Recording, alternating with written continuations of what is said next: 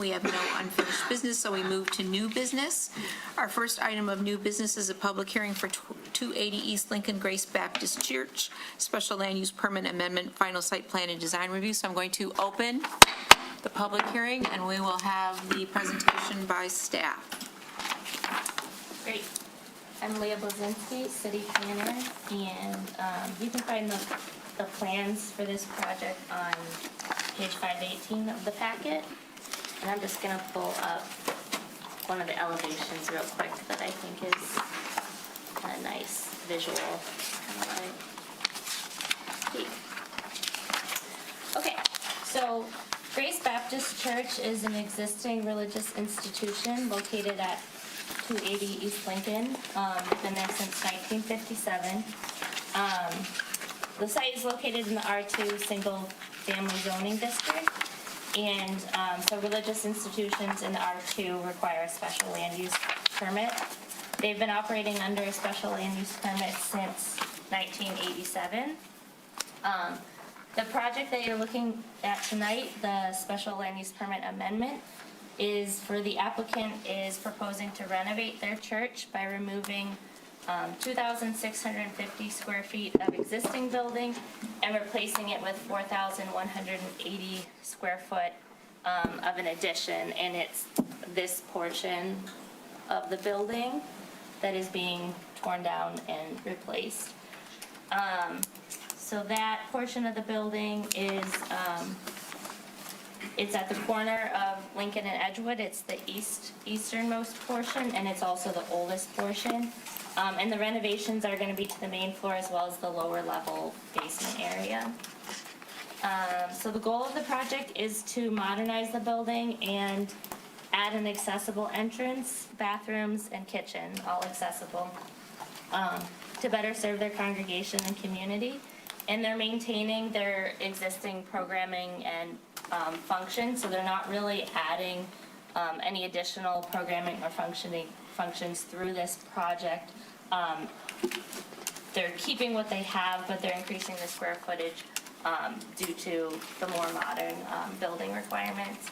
And so the bulk of the additional square footage is due to an accessible entrance and elevator that's going to be protruding off of the rear of the building into the parking lot. And other than that, the building footprint is staying almost exactly the same.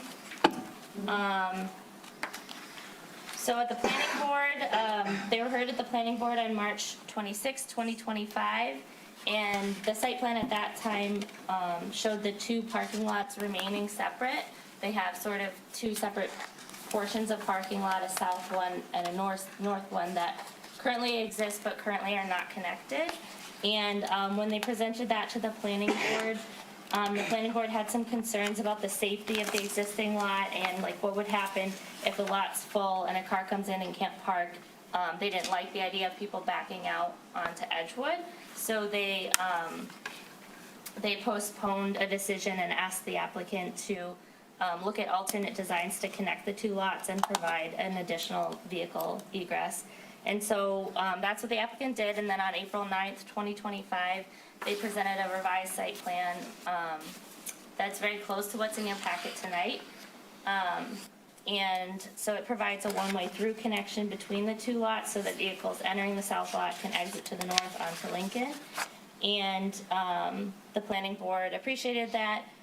They made comments that the site plan integrates well with the neighborhood, and so they approved the site plan and expressed support for the two needed variances, stating that they were not offensive to the neighborhood character, and based on the renderings, they saw that the exterior stairwell was not obtrusive.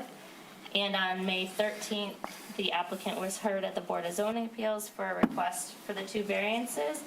The first variance is regarding open space, and that's it's an existing nonconformity, and originally they were going to just increase that nonconformity by 2.1%. During the BZA, the architect was able to come up with a couple of additional planting spaces around the parking lot to just get that open space to stay the same. So basically they still needed the variance and they still got the variance, but they're not increasing the nonconformity at all.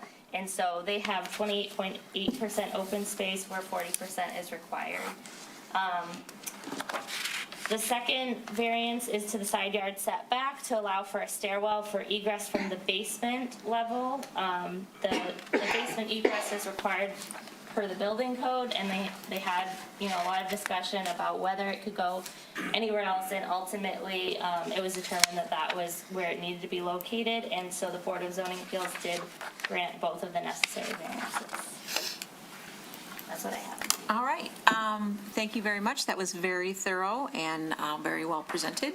Now we have an opportunity for anyone from the applicant team from Grace Baptist Church to speak if they wish to. Sure. Andrew Walters with Metro Consulting Associates. I'm the civil engineer for the project. I believe also probably online is the architect of record from Ganther. I would just like to thank you for your consideration of this project. We're available for any questions that you might have. From our standpoint, I would just like to emphasize that the need for this project is to modernize the meeting and office space. And there are several parts of the building, both inside and out, that are not currently accessible.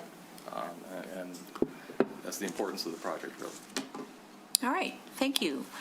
Since this is a public hearing, now we go to the public. Are there any members of the public who have any questions either for Ms. Blazinski or for the Grace Baptist Church team? You can come to the microphone and ask your question in the room, or you can raise your hand if you are online, and we will call on you. I see no questions from the public, either in the room or online, so I'm going to close the public hearing. Are there any commissioners who have any questions? Commissioner Long. I have a question regarding the parking. Can we go to 522? Page 522, the packet. So if I'm reading the arrows correctly, you can enter off of Edgewood in the two different entrances, but you have to exit, unless you're backing out of the spots on the south side, which is two-way. Everything else is one-way pointing out towards Maple. Is that? No, Lincoln. Lincoln. Well, to Lincoln. Oh, I'm sorry, to Lincoln. I misspoke. So is that true? So if I pull in on the north side, I've got to go. I can only exit after I park out onto Lincoln. But if I park in the southern lot, I can go back and forth in the lot and exit out if I back out of that lot. Is that what's intended? Yeah, that's correct. So, so this is an existing lot, and what currently exists today is all on the north. So the lots are not, they're two entirely separate lots. They're not connected. And on the north lot, where you're referring to the one-way, actually, the applicant would have to say whether it's one-way today or not. I believe it's one-way today.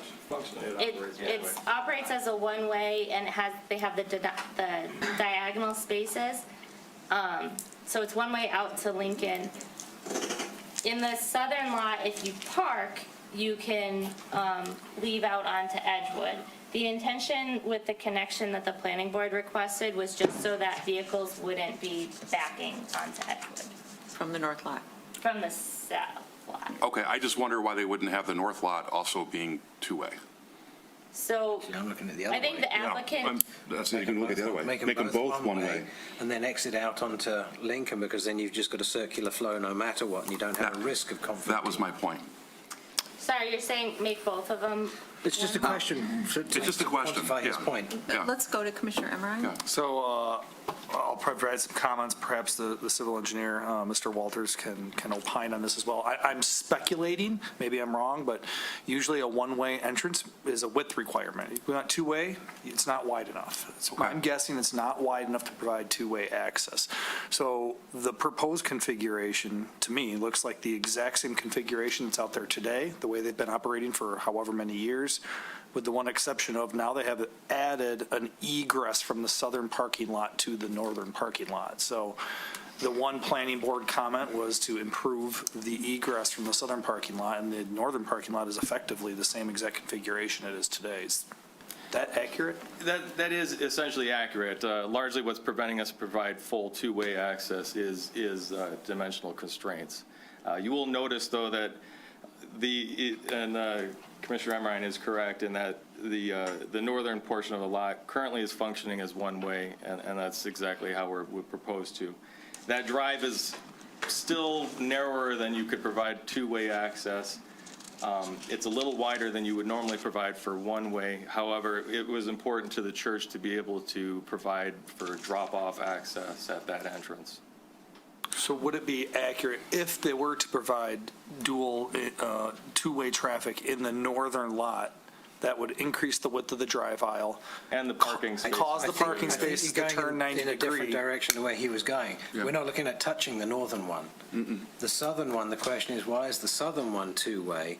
And if it's a width restriction, make the driveway entrance slightly narrower. Then you've got two one-ways in and one way out. And you've got a circular flow all the way through that doesn't have any counterflow opportunity. Let me just add this point. I'm concerned that you're going to have people in the northern lot back up and then turn left into people that are coming one way, into the south lot. So either you've got to have really good signs, or you're going to have people meeting each other hood to hood in that addition. I bring that up because it's counterintuitive unless you go there and maybe after like a month or two, people will, the people who attend church there will get it. But I think that having one lot that's one way and the other lot below with a connector that's two-way Confusing. is very confusing. There is a lot of traffic that would be forced if you were to try to force all of those areas into one-way traffic, that it would put a lot of burden on the traffic in front of that entrance. Again, if you've got the services, unlike commercial use where you've got your trips would be dispersed over a particular period of time, all of your traffic is really predominantly going to happen at a pretty condensed window. So the planning board's concern for the southern lot was just that if that lot were full, they didn't want a situation where someone would be forced to back out onto Edgewood. So the purpose of adding that additional pass-through was to provide a relief route where they would not have to. So by leaving it two-way, you don't make the situation any worse than it's been operating currently. In fact, you have provided a relief to its current operations. So as far as concerns of what the people of Grace Baptist are used to dealing with, this is similar, if not improved, from what they've been living with. Are they planning on putting signs to not have people turn left? Do not enter, yeah. There's Do not enter? proposed signs on the plan. Yeah, there are Okay. proposed. Okay, fair enough. Okay, thank you. All right, any other questions from commissioners? Yeah, really quick. I think you said it, but the 4 conditions that the planning board put, they've all been met? I can read them to you. Applicant submits plans that meet the 10-foot side yard setback or obtain a variance from the Board of Zoning Appeals. Yes, Met, okay. they received the variance. Submits plans that meet the minimum open space requirement or obtain a variance? They, Yes. received the variance. Okay. Enter into negotiations for a shared parking agreement with the city of Birmingham to reduce the impact of parking on the neighborhoods? I believe they've been in discussions with the city. Was that actually part of the resolution, or they decided to remove that? It was The a verbiage recommendation. is to just have the negotiations. Not to require it, Well, but to have the discussion. yeah, I wanted to bring that one I up. believe the planning board backed off of the language that would require. They did. I'm still not a fan of having the must enter So into did they- negotiations. Doesn't mean there's a foregone conclusion. I don't like the must, though. So have they entered into negotiations? Have we had discussions? Yes. Do we have a formal document? No, because the project's on hold. And must comply with the requests of all city departments? Yes. That's standard language. All right. Commissioner Emery. I'd just like to add some comments, not really questions, I guess, but this is my neighborhood. I live in this community. I live down right by this. There has never been a parking problem, traffic problem. This is a good asset to the neighborhood. I love that this church is here. It's wonderful. I'm glad that they're there. I'm happy to see that the applicant added that little egress lane on the southern lot. I get why the planning board requested it. They applied it right away, and they got both their variances. I have no issues with this application whatsoever, and I'm in support of this. Well, then would you like to make the resolution?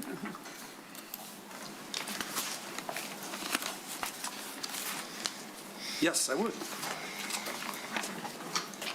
I'd like to make a recommendation to adopt a resolution, to adopt the findings of the planning board and the approved special land use permit amendment and final site plan and design review application for 280 East Maple. Is that the right address? Yeah. No, East Lincoln. East Lincoln, that's where I got the maple from. Good catch. All right, I'm going to start all over if I may.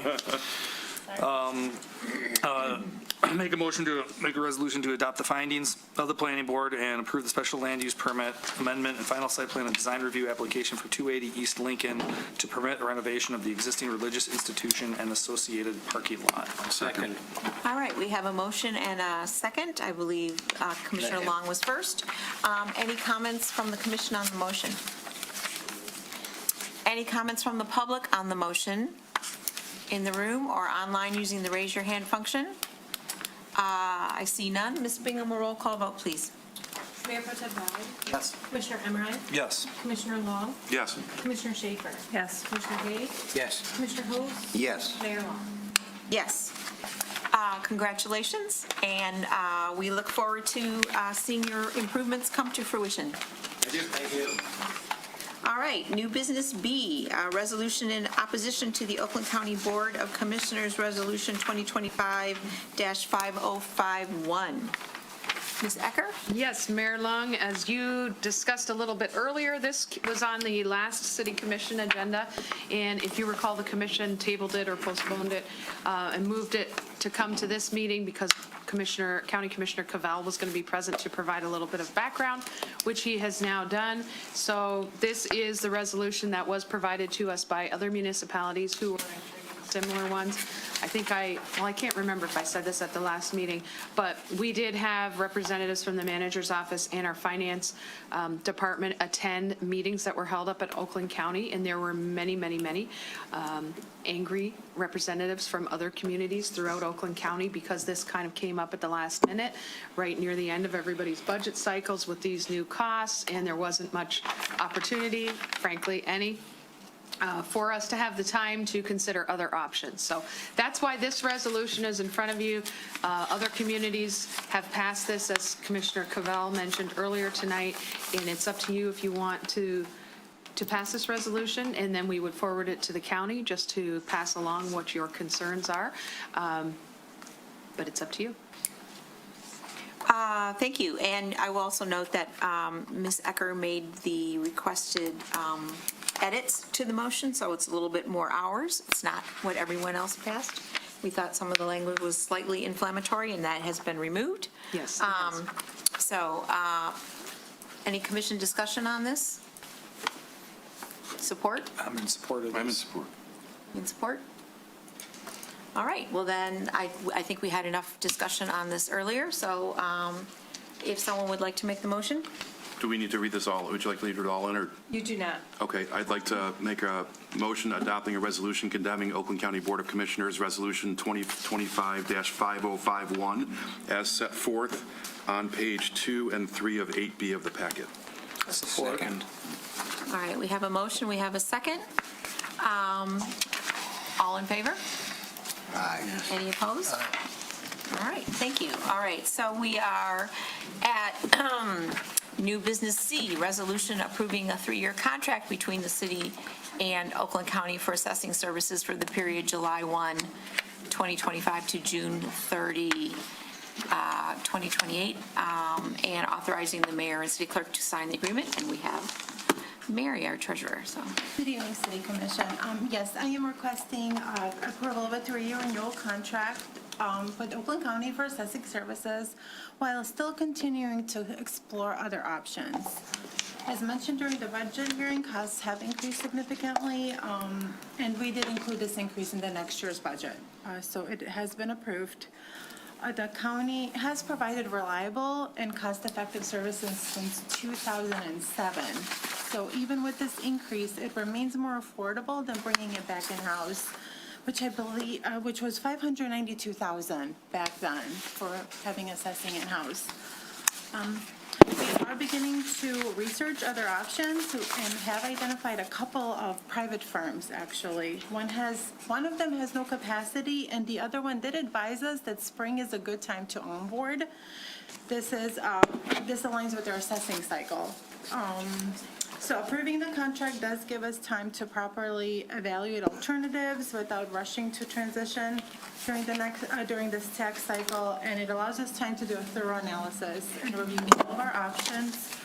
This contract does include a 90-day termination clause. It provides us flexibility, and it has been reviewed by our city attorney. We recommend moving forward to approve it, and I'm happy to answer any questions. So you're saying that, so there's two reputable firms that would do the work with enough credibility that we could be adequately represented for challenges at the tax tribunal. One of them has no capacity, probably because everybody else is chasing them. But if we need to approve this now, but we could get out of it within 90 days, and it sounds like maybe in a year, if we wanted to onboard before we renewed or executed year two, is that the idea, if we find alternate service? We can frankly get out of it at any time. We don't even Right. have to wait for a year to Okay, expire. if we find somebody else. Right, and hence the reason we're recommending we move into this. It keeps us covered, it provides the services, and then we are going to investigate other options and consider doing an RFP, see if there is any better option out there. Quite frankly, as you mentioned, we're not certain there is. There are two firms that are pretty good but may not have capacity to handle Birmingham's. One clarification, it's 90 days notice. 90 days notice, Pursuant to correct. Section 11. Correct, Yeah, we got to give them 90 days. right. Okay. But we can provide that notice at any time. We No, don't I have get to, it, yeah. We got to make sure we provide appropriate time if we want to onboard somebody. That's the point. correct. Yeah. Right. Which, as you know, it's going to take us some time to go through that process in any event, so. All right, so we really don't have a choice at this point. This is the safest thing to do to cover our bases, yes. Commissioner Host. Mary, you mentioned that we switched in 2007, and what were we paying? I think you mentioned the number. Yes, over $592,000. Okay. In dollars at that time. Yes, back then. Mayor Pro Tem? So I want to understand, Oakland County was doing this not because they are a tax authority, but because they were providing a service. In other words, they decided they're going to charge us. Could we decide we're going to charge them? Charge them for what? For doing their job. For assessing and equalizing and all the stuff that we do, because they're getting a piece of the action, right? You understand where I'm coming from? I do understand. Okay. I do not know the answer to that. I mean, there was a suggestion at one point that we would charge the library because they get some of the tax money. Well, maybe we should charge the schools and the zoo and the DIA or whoever, I don't know. Is that something we should be looking into? My gut would say that that is not statutorily provided for by the state, that it's incumbent upon the municipality by statute to levy the taxes, and then they get distributed as provided by law. Is there an opportunity to reverse that and charge for that? I will look into it. I can research it. My gut is the answer is no. Okay. Be interesting turnabout. We could, right? I think I know where your head's going. So from the guy whose business runs around charging a handling fee for processing other people's money, I think that's where you were coming from. Well, whatever. Here's the processing fee. If you pay me by credit card, here's the processing fee. You want me to collect your taxes and pass them to you? There's a tangible cost to us to do that. Here's my processing fee. I think that's what he's trying to get at. It's I not. understood what he's getting at. My gut is no, but I will research it So- and let the manager know the results. My other question is, I think we're all familiar, maybe we're not, with cases where maybe mistakes were made or something occurred where somebody who ought to be paying a whole lot more in taxes is getting away with paying less because I don't know why, because they did a renovation that was under the radar. Do you understand what I'm saying? I wonder how much of that is going on here and whether the entity that is doing the assessing makes a difference. Maybe if we had it in-house and we're spending more, $500,000, whatever the difference is, we might be squeezing more tax money out of, not, that's going to be a very popular position among my constituents, but, do you understand what I'm saying? And what, I don't understand how the assessing process works and whether there are holes that can be plugged, but it's a fair question, I think. Do my fellow commissioners agree? Do you want me to say something? Certainly. I don't think there are, frankly, a lot of holes to be plugged, but to your point, if we had more time and more money and more staff to look into it, maybe we would find a few, maybe.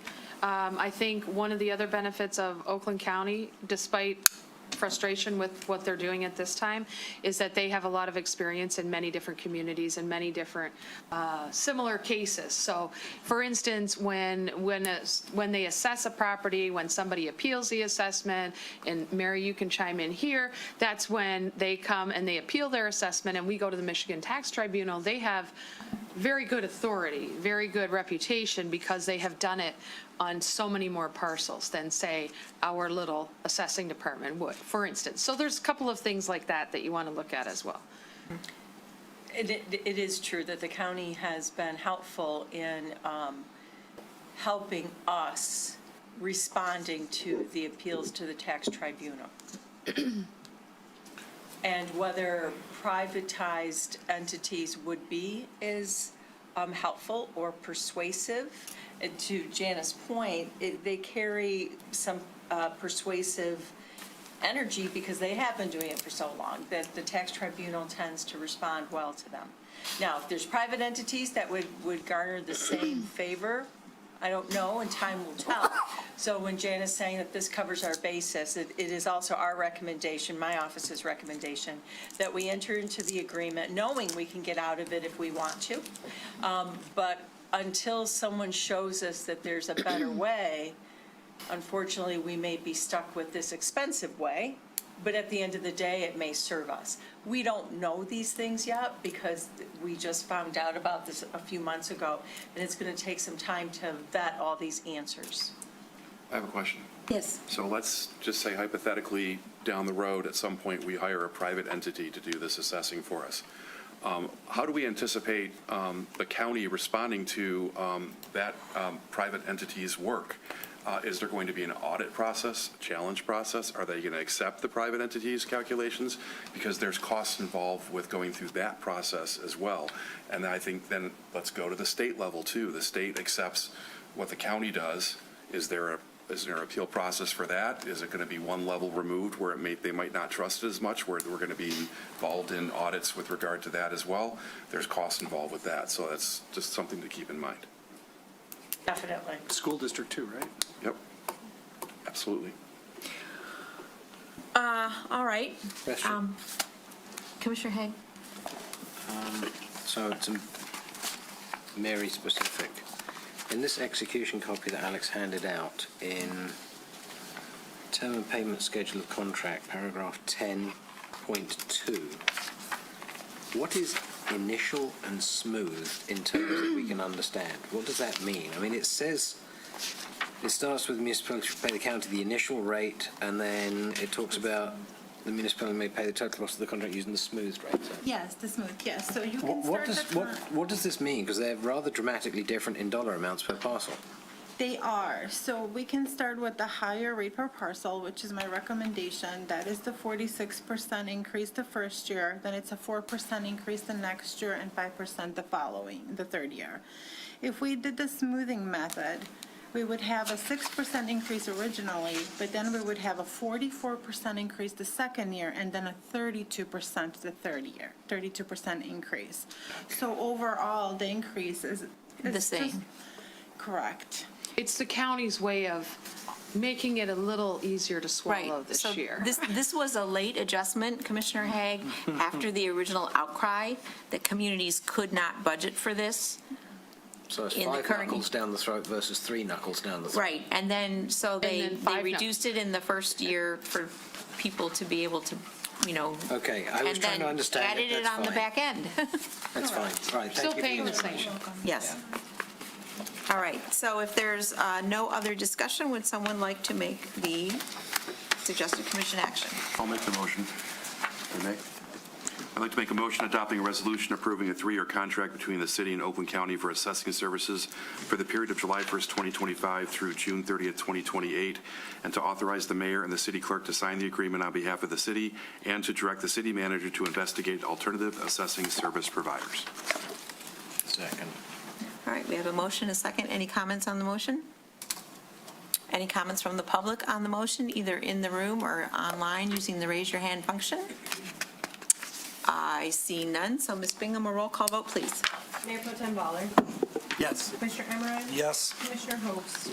Yes. Mayor Therese Long. Yes. Commissioner Long. Yes. Commissioner Schaefer. Yes. Commissioner Haig. Yes. Thank you, Mary. All right, Mr. Ford, you are up. We have a resolution to approve an addendum to the original agreement between the City of Birmingham and RAM Construction Services for the painting at the Chester Street parking garage.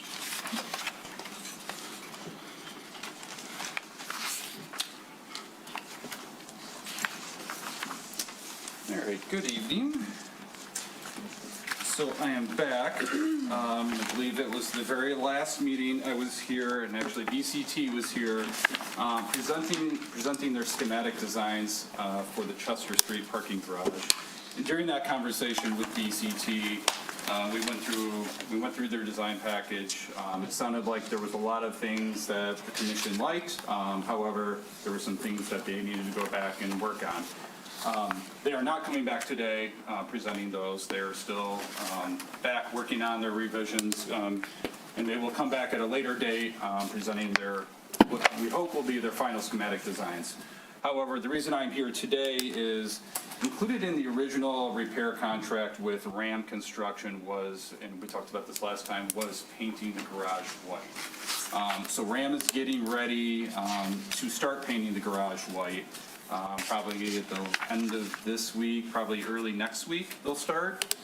And the reason I'm here today is to basically seek your approval to proceed with BCT's proposed accent painting. There was some discussion and pictures shown in some of their schematic design package. But there's essentially 3 things that are included in this painting project. The first one is handrails.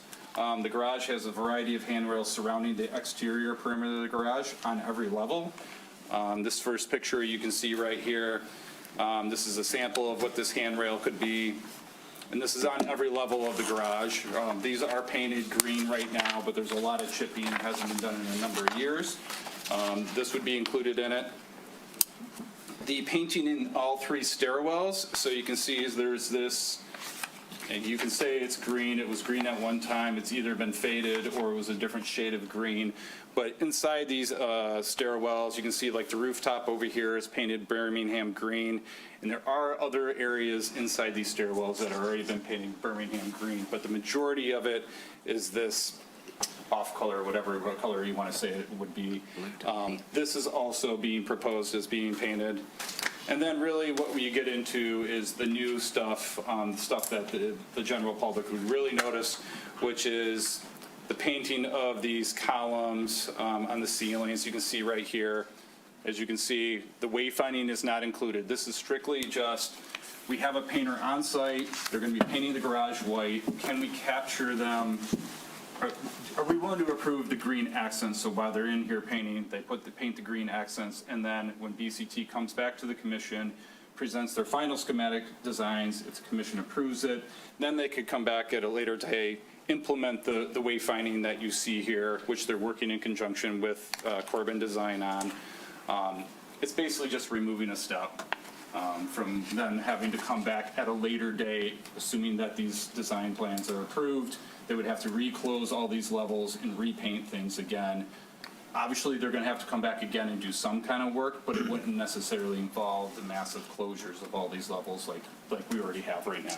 So this is really just trying to capitalize on the closures that we have right now. And again, you can see like this ceiling right here, these beams and the columns. This is really what we're talking about coming in right now. BCT worked with Corbin, so they're getting the Pantone color directly from Corbin. It's an approved color. They would be doing that. The only thing that I guess I would bring up, that I would point out to the commission right now is this wall right here. These walls exist on every level. This is currently a brick wall, and BCT is proposing to paint these. Sarah Rush with WJE, our engineer, you'll probably remember Sarah from previous meetings, has expressed some concern over BCT's desire to paint the masonry walls. She thinks it's just from a maintenance perspective, she thinks it's a bad idea. Once you paint it, you can't go back. Yes, you could sandblast it. There's ways you could get the paint off, but it's really kind of once you paint it, you've done that work and you're not going back. So we highly recommend that we don't paint the masonry walls. My personal opinion, I kind of agree with her.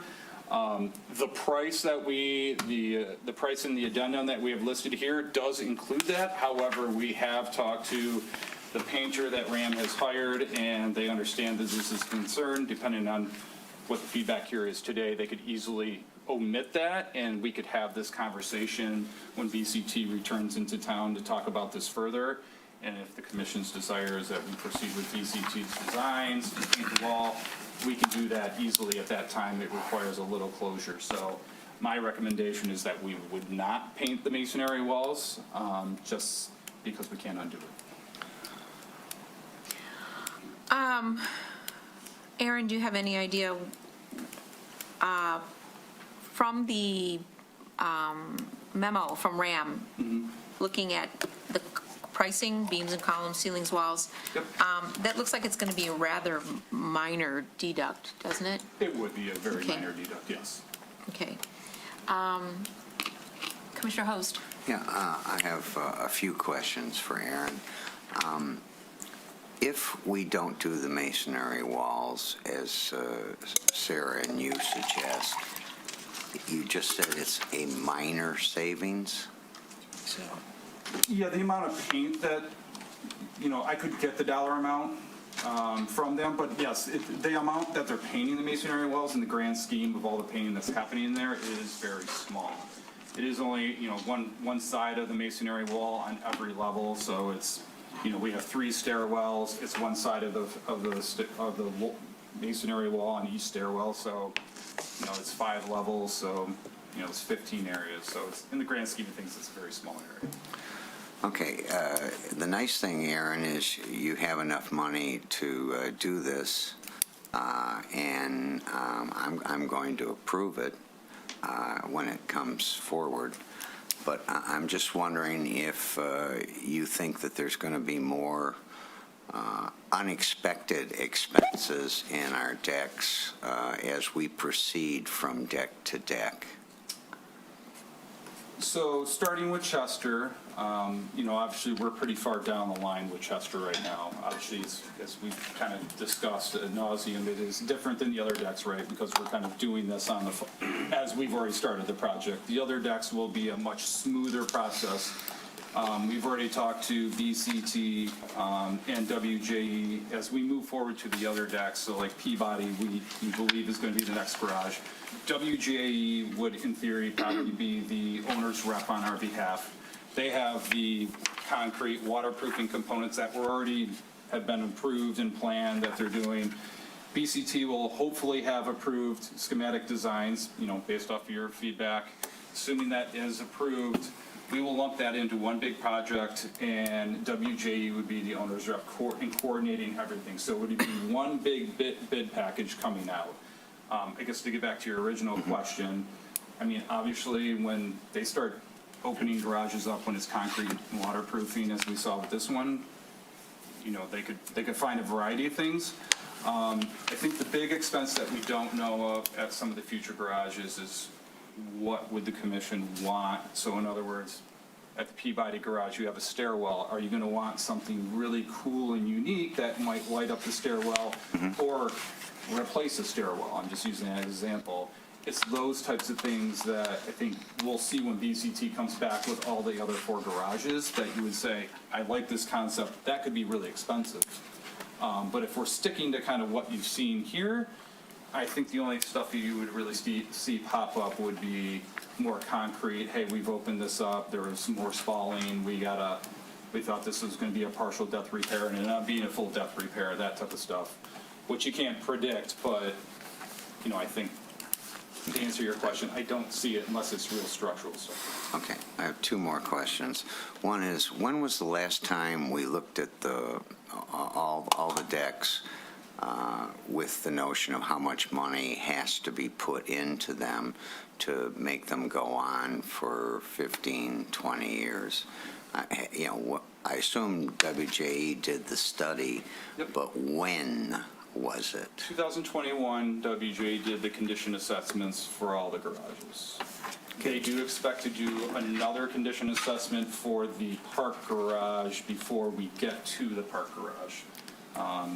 They have some concerns about the condition of that garage, so we've talked about it, and I think it's the year before we get to that one. They'll do, their recommendation is we do another condition assessment for that one. Okay, and that's my 4th question. You know, at last week,